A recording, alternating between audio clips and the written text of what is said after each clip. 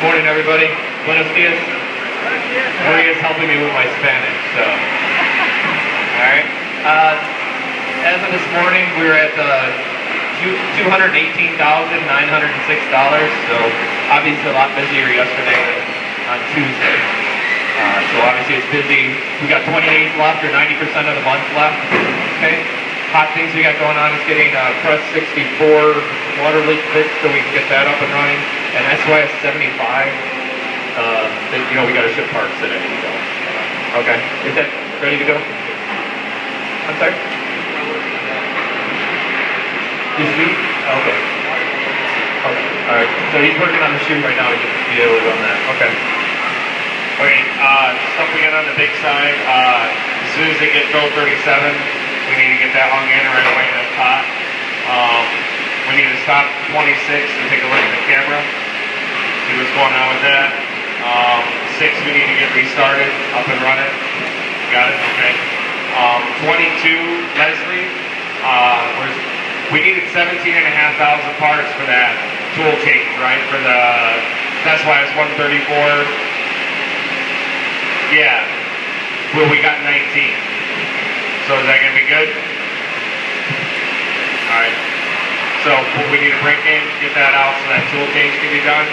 And then get Bill 19 in there, I believe is what it is. For the maintenance, we have a checksum error on the robot, so I'm assuming one of the cards is bad. So we need to take a look at that. And then press 2, we need to get to Bill 18. Alright, so now we have some pictures to go through. And so today we have Maria. Ready? Right. 5 times, right?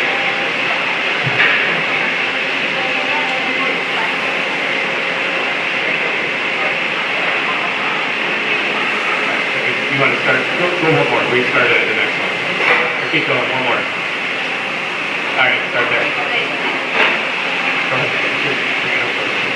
Okay, this is 10, 5, 12, 11, and 5, 6. It's clean, it's very good. Yeah, so we were talking about it very, very clean and very good. So third shift, Lupe has been cleaning, and so you take a look at those presses and see how nice they look, right? Okay. This is press, press, buy your board, disconnect, yeah, so we're worried about Maria's worried about trip hazards, so we need to figure out what we can do with cords again. How do you?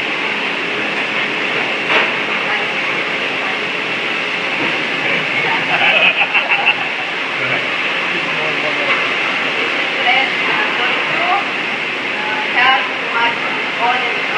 Asiete? How do you say oil? How do you say oil again? Asiete? Aceite.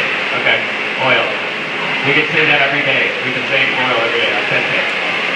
I got it. Alright. The press not running. Are all these done, Paul? Do you know if they're all done or not?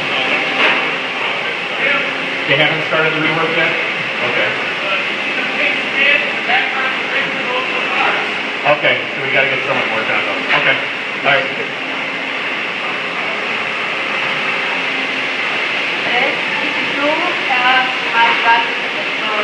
Basura. Basura? Basura. Basura. Okay. Alright, garbage. Press 20. Press not running. Have the green flag. We need to talk about those, if we're going to be doing the flags anymore or not, what, if it's good or not. Oh! Alright, so we got to talk about that. So let's give Maria a hand. Very good. Good job. Thank you. Thank you. Alright, good job. So obviously we can all learn some Spanish too as we go along, because we say oil and basura every day, so we got garbage. Alright, Robert can talk about this one. Alright, so I have an improvement picture for you guys. I was working on my desk drawer here, and you can see that there's a whole bunch of stuff in my desk drawer, and I'm like, alright, I'll get this laid out, and I'll put Kaizen foam back in the drawer, okay? So I took everything out of the drawer, and I put the piece of foam in there, and I was like, what do I need to put back into this drawer so that I have it? And the answer is nothing. Every single thing that I had in that drawer did not belong in my desk at all. So now I blank drawer with Kaizen foam ready to go for when I do have something that I need to put in my desk drawer, I have a place for it. So the whole entire drawer had stuff in it that I did not need at my desk. All right. Also, we had a couple suggestions. Sorry, we went up order here a little bit. One suggestion here is put a light up that we can turn on in the inspection table to notify them that when we have a startup. So basically, I think this is what we're saying is, I'm assuming TR is Taylor. All right. So if I get this wrong, raise your hand. I'll give you the mic. But when the foreman start a startup or assistant foreman or setup, then they leave it up there for quality to check it. Quality doesn't know there's a part there to be checked, right? So that way we can have a light saying that there's a part there to be checked for quality. Okay. All right. Also, Elizabeth on third shift, we talked this morning about, we were out of tape rolls for the tape guns. We have a lot of tape guns out here, right? So the best part about it is nobody knew where to go get tape. Okay, so they're in the drawer, it says tape there, but there's no tape in there. But then when you look in the drawer, it doesn't tell you where the tape's at. So it doesn't say to go to mezzanine B to get tape. So we didn't replenish any of that tape. So we got to work on that and also maybe more locations of where the tape's going to be instead of inside a cabinet. I think all of us agree inside cabinets is not the best situation. We can't visually see what's there. Okay, so we're going to work on those. We're going to make this part of the press east side parts that we need and stuff, like as far as shoulder bolts, washers and stuff. We're going to add this to that list of stuff we're going to work on. Okay? So those were great suggestions, so we're going to work on those. Kaizen events, can we make sure that we check on the board? And we need to look at new dates for Marty for material handler mezzanine. So Marty, if you can get a new date up there on what we're going to do next, that'd be great. All right. Also, next week we got Poly 1 coming through on Monday. So they're going to be here Monday, so we want to make sure everything's cleaned up. Like I said, they're our best salespeople outside our own company because they walk around and see other people, OEMs, so we want to make sure we impress our vendors, okay? So they see other people. All right? Also, if you take a look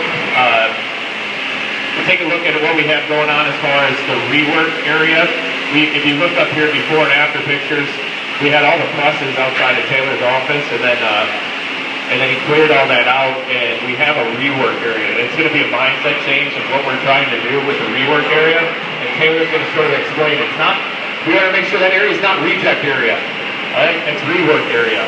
If it's a reject and we're not going to do anything with it, it shouldn't even be there. So, all right. So we want to make sure that we got that understanding. So, Taylor, you want to explain what you got set up?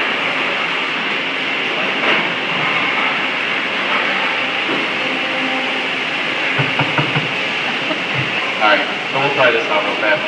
So, it's pretty self-explanatory up there as far as where we're putting rework now. In the past, there as far as I can go. So in the past, we just kind of put rework up front, lost track of it.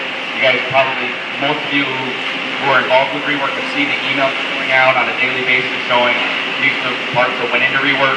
So kind of phase 2 of this improvement is now we're going to start sorting rework by shift.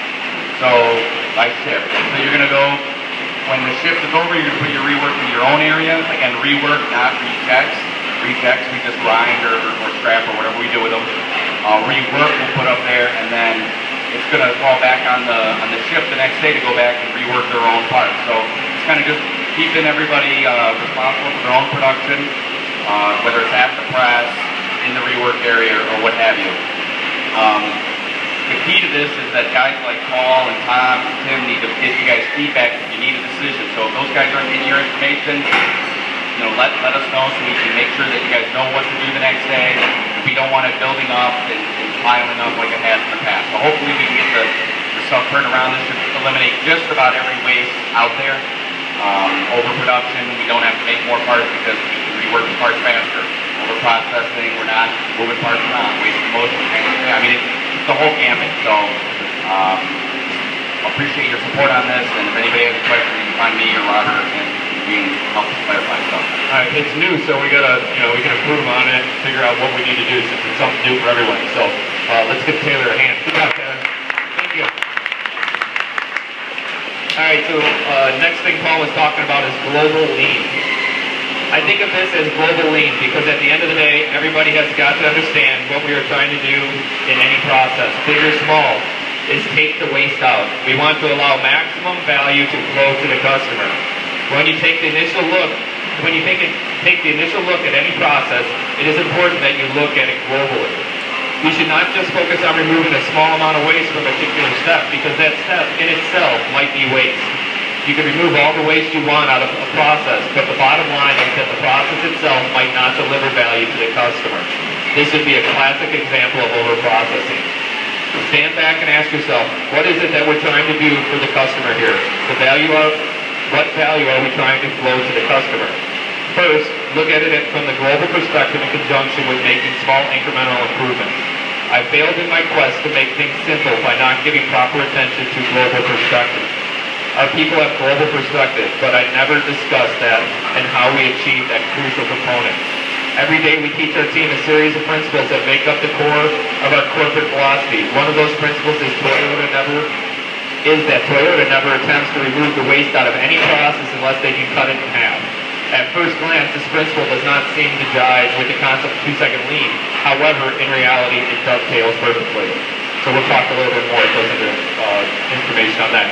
There's 2 improvements that we've had on the list here, just to get an idea of what they do with FastCap, a couple different things.